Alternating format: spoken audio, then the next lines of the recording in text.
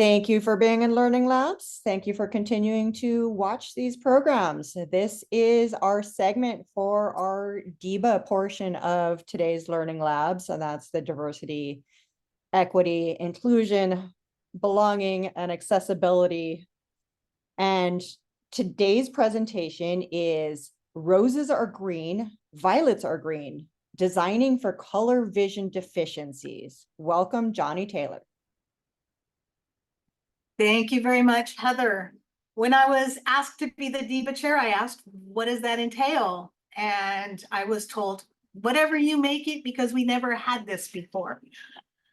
So far, it has just been my series of learning labs on everything from diversity, equity, inclusion, on pronoun usage. We talked about digital and web accessibility at the beginning, but accessibility is my wheelhouse. This is what I do for a living. This is probably where I have the most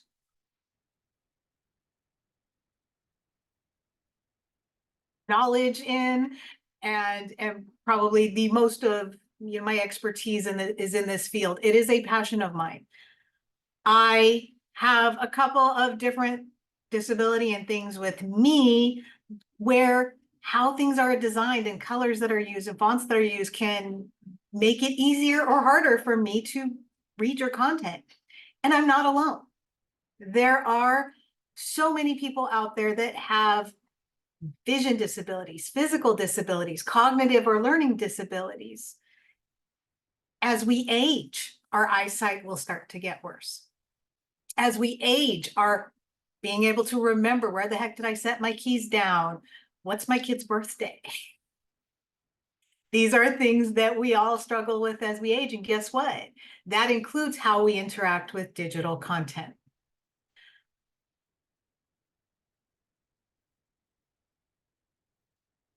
And this is my presentation called Roses Are Green, Violets Are Green. I want to kind of get you all to retrain your brain. It is color vision deficiencies. Color blindness is a misnomer. Not everyone is color blind, but they may have a color vision deficiency. It's like a spectrum. So let's start with some stats. I love my stats. 8% of men and approximately 0.5% of women worldwide have some form of color vision deficiency. We've all heard that old joke, right? Oh my God, did that guy dress himself? Is he colorblind? Possibly. 1 in 12 men are colorblind. In areas with larger Caucasian populations, the rate can be higher, such as Scandinavia. Scandinavia has a 10 to 11% of all men having some form of colorblindness, whereas in sub-Saharan Africa, very little color vision deficiencies are found in this area. About half of color vision deficient individuals have what we call a mild deficiency. And we're going to get into the different types of color vision deficiencies and color blindnesses in a moment. Tritanopia, which is the yellow-blue color blindness, or monochromacy, which means you don't see any color at all, is very rare, with an estimated 0.002% for men and 0.001% for women. And while color vision deficiencies are most oftenly inherited, they can also result from brain damage, brain trauma, optic nerve damage, or even aging. As we get older, our cones in our eyes will start to weaken and we may not see color as vibrantly as we used to. And a fun fact on that, the fact that most men have a higher rate of color vision deficiencies and color blindness versus women. But they get their color vision deficiencies from their mothers. It is passed on the X chromosome, which is why it is more rare for women to have a color vision deficiency, because you have to get the X from the mother with that genetic marker and the X from the father with the genetic marker. Whereas when mom passes on that X chromosome with that genetic marker to the son, he gets to have some form of color vision deficiency. Fun biology fact. So some terminology, and you don't have to memorize these, but you might hear these words later and go, I know what that is. Trichromacy, that means full vision. Tri, All three cones, our red, blue, and green color cones, are working and working properly. Anomalous trichromacy means all three cones are functioning, but one of them may have a weakness. And dichromacy. Dichromacy refers to one of the three cones is not working. So the most common color vision deficiency is the green-red color deficiencies. A deuteranomaly is the most common, with about 5% of all men having this form of color vision deficiency. It is green weakness or mild green color deficiencies. Protoanomaly is red weak, which it comes in at 1%. Deuteranopia, which is green colorblind, meaning the green cone is not working, at 1%. And protanopia is 1%, and that is red color blindness. Deuteranopia and protanopia, for our fellow folks out there who may be red or green color blind, they actually see stuff relatively similarly. You would think, oh, well, red, if you can't see green, you still see red. No, because the green tones in the red get pulled out, the red tones in the red get pulled out, you end up with about the same muddy color. Finally, we talked about tritonomaly, which is blue weak, and tritonopia, which is blue blind, making blue, green, red, purple, and yellow, pink are indistinguishable. And again, approximately 0.002% of men have this. Monochromacy, or achromatopsia, is very rare. That is when all three cones do not work. These individuals will also be very sensitive to light and have severe vision problems that sometimes even corrective lenses can't fix. So I want to talk about why color matters. I did all of that spiel just to get to this slide. On the left, we see what normal vision would look like with this chart. If you do not have a color vision deficiency or a color blindness, you should be seeing 6 very distinct colors in here. And you could come down here and see, oh, this turquoise color is health. But what if you have deuteranopia, which is a green color blindness? All of a sudden, these two colors are no longer distinguishable. These two colors are no longer distinguishable. Is it health or shopping? Is it home or bills? It becomes much more difficult to see. We can fix things like this very easily by adding a few things. Immediately, we see that we can add these little divider lines. Oops, didn't mean to do that. We can add these divider lines in here to separate our sections out. And we can also add text labels. So now I don't have to rely on just this little color square that looks very similar to these other colors. And which one is it? It's very clearly marked here. So those of you that have jobs where you might have to do some sort of pie or graph chart, make sure to also label them. You can add textures to your color pie pieces as well to distinguish them. This is just a nice color sample I found online that kind of gives you an idea of normal color wheel versus what it may look like for someone who is green colorblind. And of course, these are visual representation. It's not 100%. It's hard for someone with no color vision deficiency to try to look through the lens of someone who is color vision deficient. But this will give you an idea of, you could see here where red blind, these just look a little more muddier and brown versus the green blind where they look more olive drab. And protanopia. Protanopia is fun. Everything kind of turns teal and pink in that world.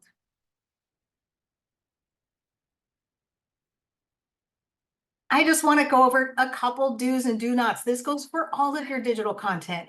Making a flyer for your open house, writing an email and adding colors or graphics, making a document for work that is going to go to fellow coworkers.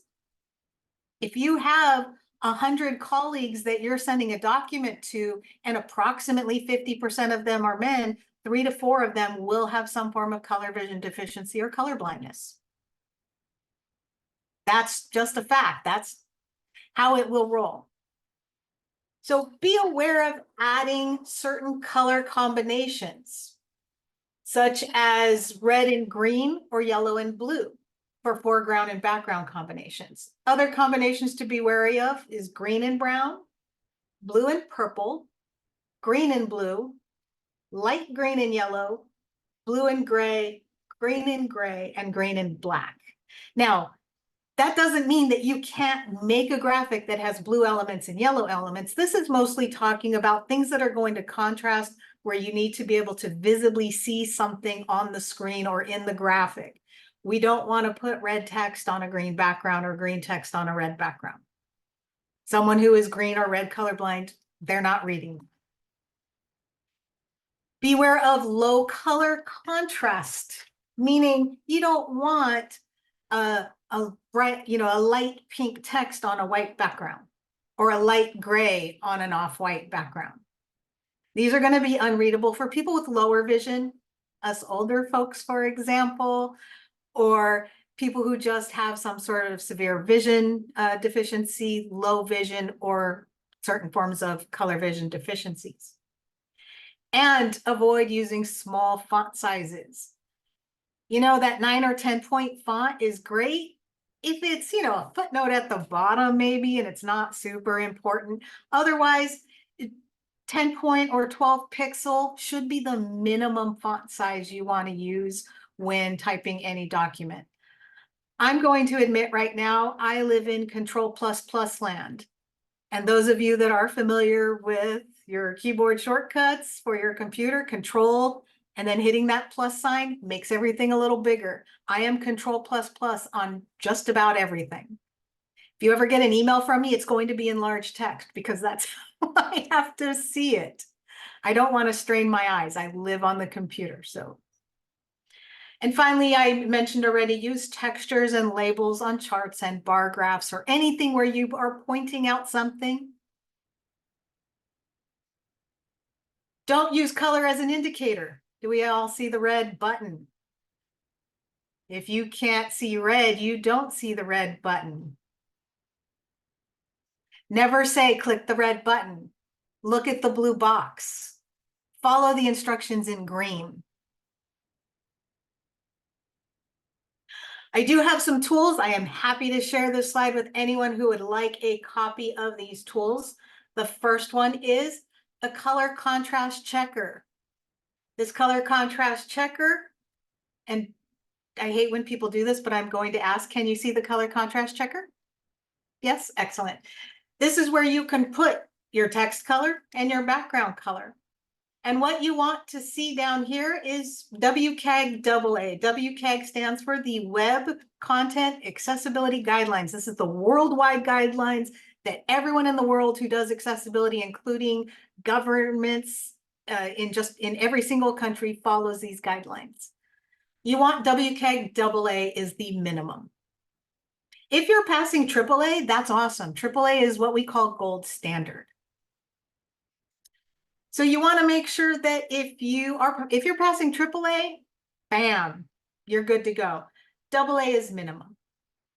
If you don't know, Johnny, what the heck is a hex color? I don't know.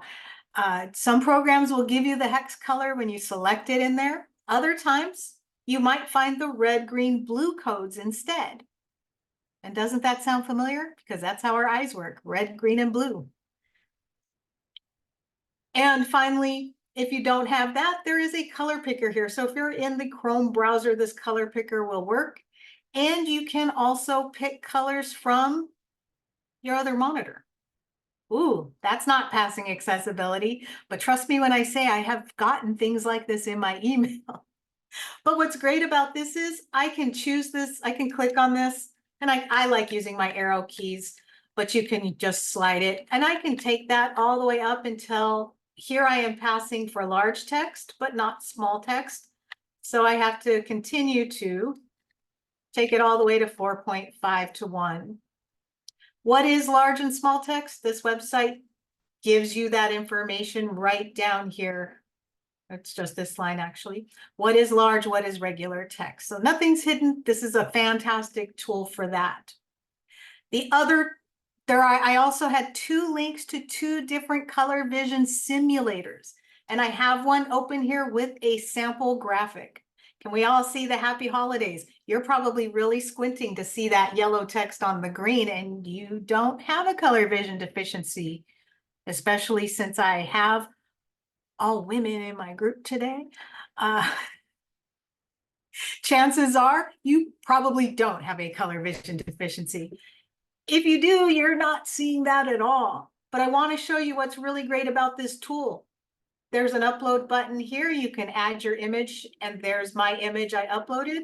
But what does it look like to someone who is red blind? Oh, look at that. That L just disappeared. That P disappeared up here. Everything became a little harder to read. Same thing for green blind. And then for my blue color vision deficiencies. I think it kind of turns like teal and pink, which is fun. But some of these become really hard to read.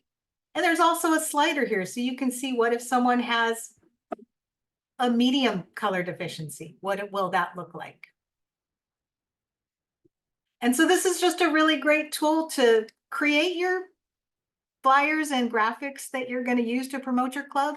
Throw it into one of these tools and just do a quick check.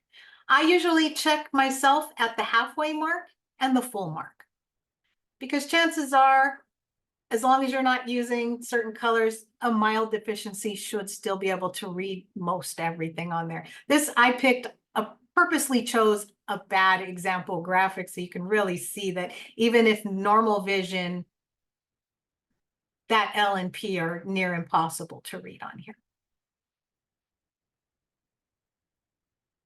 And finally, I did add a link down here to the Web Content Accessibility Guidelines. They are written a little bit like Stereo Manual.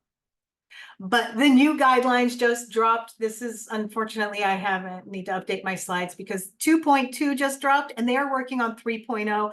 3.0 is going to be written in simple, clear, easy to understand language, because everyone realized we're not just marketing to the developers anymore. There's people out there that need to know this. So the guidelines are there if you'd like to skim through or even just look at the sections that apply to you and what you do. I do provide that. But I showed you the Dalton Lens tool. There's also this tool from Pilestone, and Pilestone's tool is a little bit simpler. You just upload. It's going to give you a basic green week, red week, green blind, blue week, blue blind, and monochromacy. So they're just going to give you really simple this or that versions of the image to click through, but another great tool for just a quick spot check. It's a really nice tool. So both of those are on my slide. Feel free to contact me. And at the bottom, you see Toastmasters International. And if someone were red blind, green blind, or blue blind, you can get an idea of how our international symbol might look to folks out there with different forms of color vision deficiencies. You can find me on LinkedIn. You can email me. And at this time, I will stop sharing and open it up for any questions that anyone may have. And I told you mine was quick today.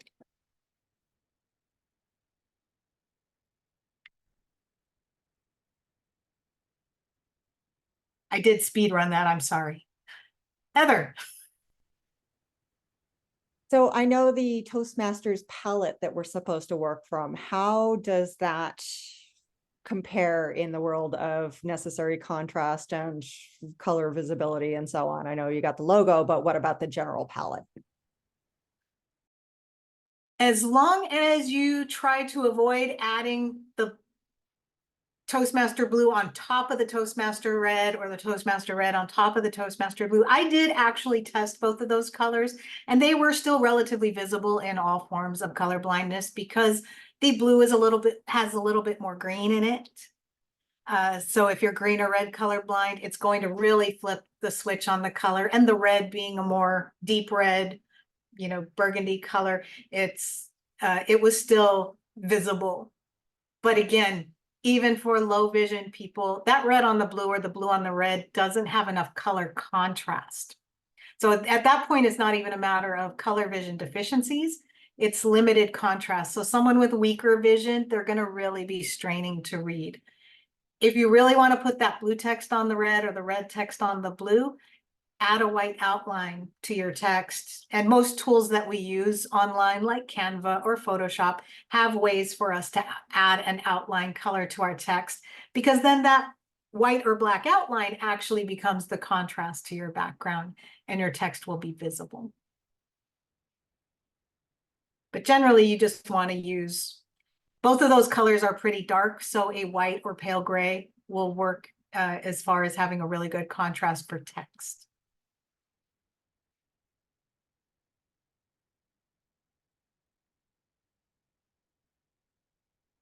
Oh, thank you, Anetta, and Zuling also put her, I'm assuming you're asking for the slides. Yes, I actually have an accessible PDF version of this slide deck. But with my work backgrounds, you will see a slightly different version, but I can make a version of this one as well. And I will And be yes, uploading the recordings to the D100 site once they get processed by Angel.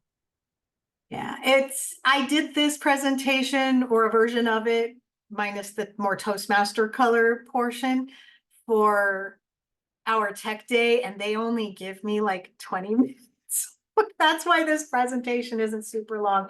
And we didn't need to honestly spend 20 minutes just talking about deuteranopia, even though it's a fun word to say.